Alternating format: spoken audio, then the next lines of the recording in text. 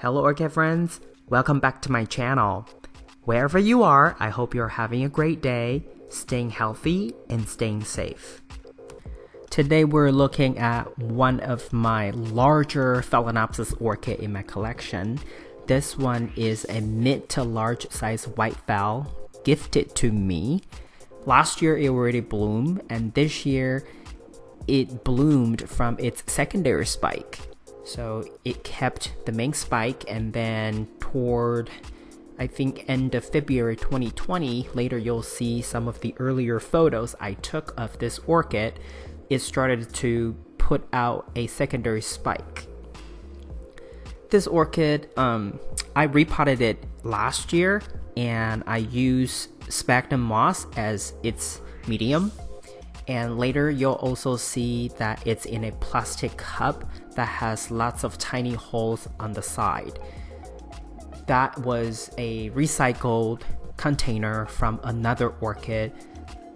I always try to recycle materials as much as I can, especially if the material is plastic, because we all know plastic is not exactly 100% environmental friendly. So since they're already made and then they come in my possession, so I want to make sure that I keep using them until they serve their purpose, until I can't use them anymore. So I believe these cups, I'll keep them for a long time to come. Okay. So you just saw earlier, I actually pulled this orchid out of the decorative pot by its flower spike. That's one of the ways you can actually tell if your orchid is secured.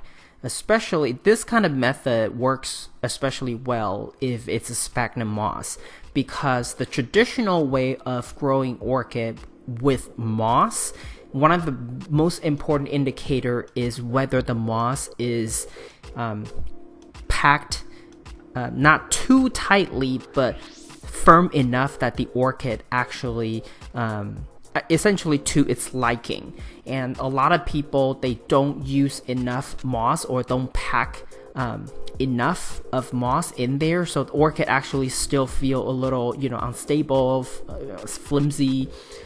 So that's one of the ways that some orchid experts, or I guess orchid hobbyists, that shared the trick with me. And these are the people who have grown orchids for like 20-30 years. One of the tricks that they told me early on was, if you want to use sphagnum moss, and if it has drainage holes at the bottom, the container has drainage holes at the bottom, you want to make sure that you pack the moss slightly tight. Obviously, you still want to allow the roots to be able to grow into it, but tight enough that when you pull the orchid up by its leaves or flower spike, it would, it would not just fall out of the pot. That's how you tell sphagnum moss is actually dense enough that the orchid is stable.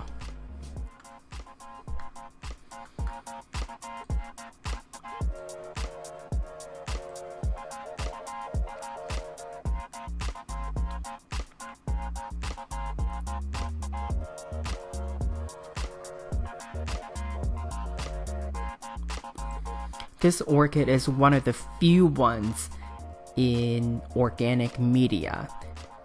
Most of my orchids in my collection are in inorganic media, so it's a mixture of manto clay and hydrocorn pebbles.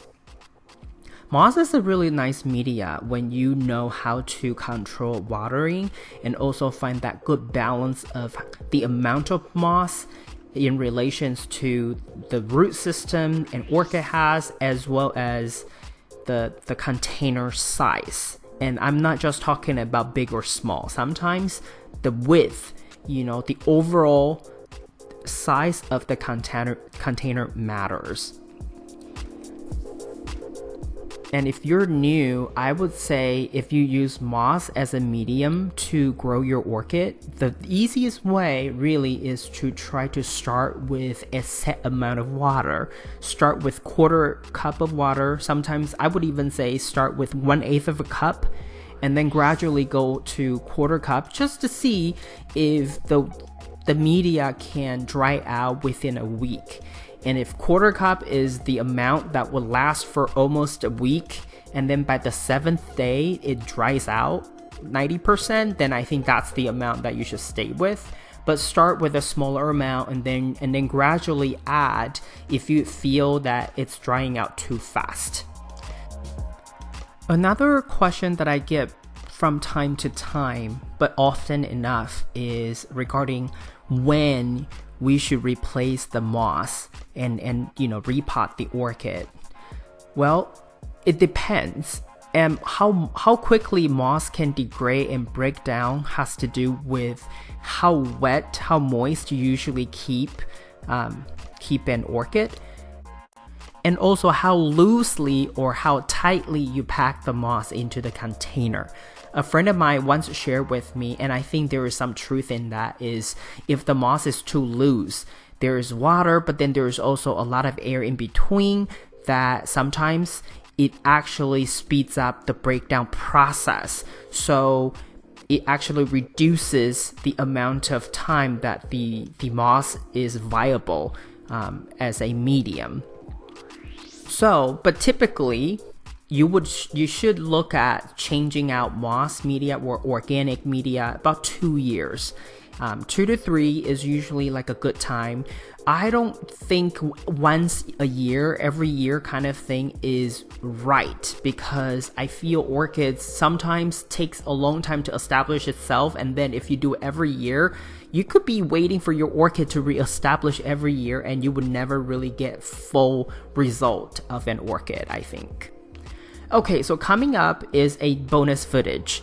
This one is something I may have already shared with you in a different video when I was talking about the smaller orchid on the right. But here I'm adding it again because in case you missed that video. And it's just because they both are white Phalaenopsis, except there's the one on the right is a miniature one. And then they were both blooming from their secondary spikes, and they are both in moss medium. I put them side by side because I wanted you guys to see just how small the miniature is compared to the mid to large size Phalaenopsis orchid. And because they were in bloom, they had some overlap, so I thought putting them side by side is a nice comparison just for the heck of it. They all have really cute lips, really tiny lips with almost like whiskers like kind of lip. They don't have fragrance, but this is the classic white phals that you guys will see at many places, garden centers, grocery stores. I think white Phalaenopsis orchids are lovely, timeless, and they're classics. Personally though, I just won't get too many of them because they're really common, and the fact that I already have 3 in my collection, I just like to look at them, but I won't get any more. This is all I have for you today. If you like this video, please give it a thumbs up. And if you would like to get more orchid related videos from my channel, please subscribe and turn on the notification. I want to wish you happy growing, and I will talk to you in my next video. Ciao!